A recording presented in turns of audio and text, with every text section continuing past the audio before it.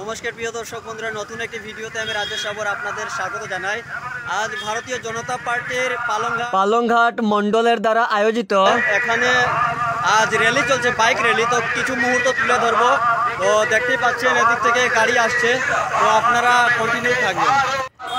প্রিয় দর্শক বন্ধুরা, আপনারা দেখতে পাচ্ছেন এখানে কৃষ্ণপুরের ভুবন তীর্থ রোড হয়ে এই র্যালি আসছে।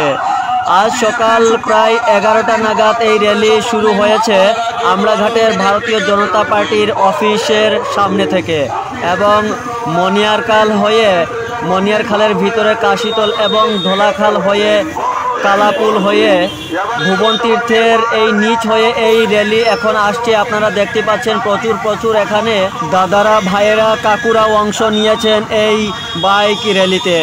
এই র্যালি এখন আমড়াঘাটের এপারে হয়ে বনতারাপুর রোড হয়ে এই র্যালি যাবে, দর্মিতে গিয়ে বের হবে, এবং দর্মি থেকে ভুবন্ড রুকনি এদিকে হয়ে আরও বিভিন্ন এই ধলাই বিধানসভা সমষ্টির বিভিন্ন পথ র্যালি করে পরিক্রমা করে এই র্যালি পৌঁছবে ধলাইয়ের বিএনপি স্কুলের খেলার মাঠে।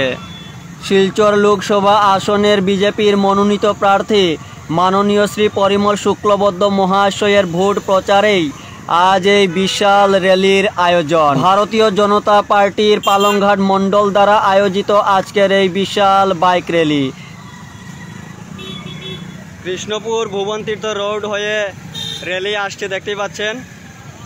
ভারতীয় জনতা পার্টির পালংঘাট মণ্ডলের দ্বারা আয়োজিত আজকের এই বাইক র্যালি।